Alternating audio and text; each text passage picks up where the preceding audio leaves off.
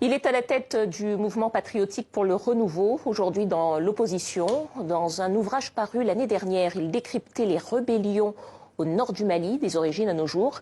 Alors que son pays tâche d'éviter l'enlisement dans la spirale terroriste, quel est son regard sur la situation?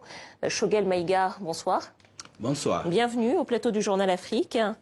Avant de parler peut-être de la situation générale au Mali et de votre projet politique, peut-être un mot, vous avez regardé l'actualité avec nous, cette nouvelle attaque ce matin au camp de Sokolo, 19 gendarmes tués, vous avez une réaction peut-être?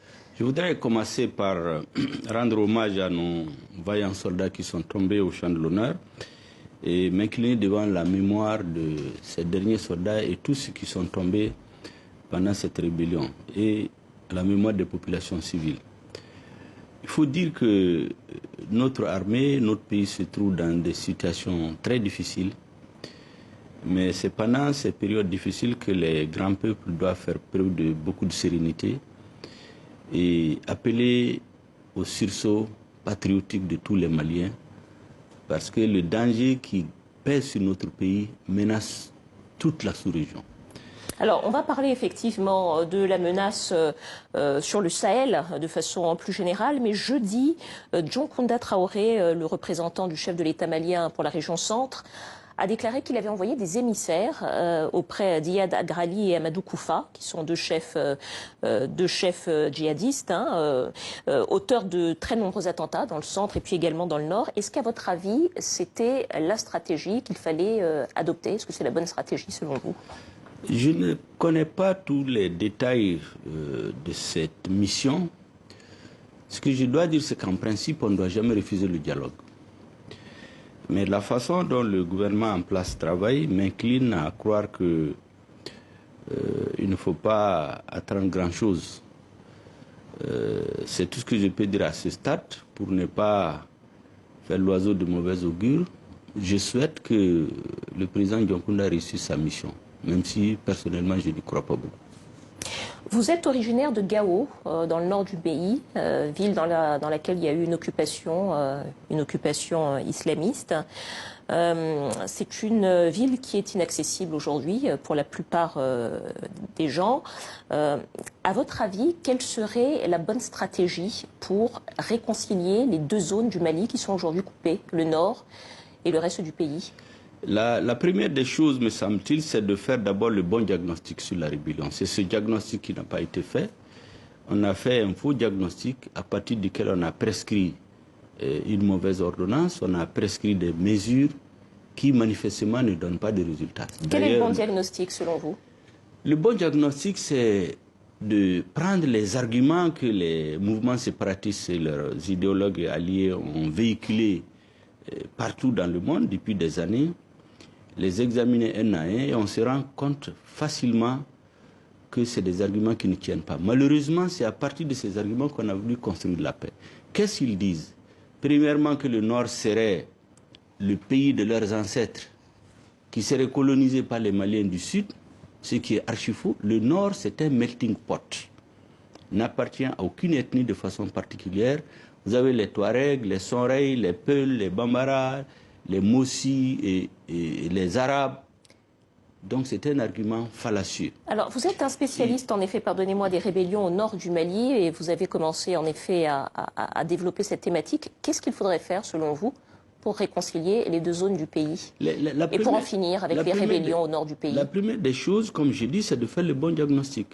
Aujourd'hui, les communautés arabes, les communautés touareg, je l'ai dit plusieurs fois, au nom desquelles cette rébellion est déclenchée, sont les premières victimes. C'est les Arabes et les Touaregs qui sont dans les camps de réfugiés. C'est eux qui ont leurs enfants qui ne vont pas à l'école. Les Sonrei, les Peuls qui sont au nord. Donc les populations du nord au nom desquelles cette rébellion est lancée se trouvent en définitive les premières victimes. Le deuxième point de ce diagnostic qui est mauvais, c'est de faire croire que la rébellion est venue à cause d'un problème de développement.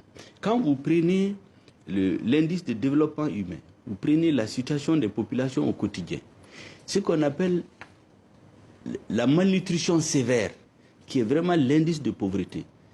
c'est dans la région de Sikasso et Kaï. Donc du sud et non pas du nord. Maintenant, vous avez fait le... Donc on ne peut pas avancer. Maintenant, vous avez dressé le bon diagnostic. Quelle est votre ordonnance, Monsieur Maïga? Mon ordonnance, c'est que l'autre élément du diagnostic, c'est de faire croire que les populations du Nord sont exclues de la gestion de l'État. C'est archi faux. Qu'est-ce que vous préconiseriez?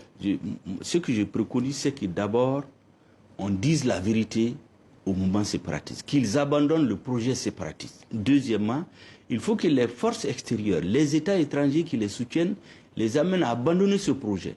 Une fois que ce projet est abandonné, entre nous Maliens, parce que personne n'est plus malien que ceux qui animent ces mouvements, nous pouvons nous asseoir, résoudre nos problèmes entre nous Maliens. Mais créer de nouveaux types de citoyens à l'intérieur du pays, accorder des faveurs spécifiques à des Maliens parce qu'ils viennent du Nord. Moi, je viens du Nord. On va créer les sources d'une autre rébellion au Sud. La région de Sikasso, je vous dis, c'est l'une des régions les plus riches. Mais c'est là-bas qu'il y a la grande pauvreté.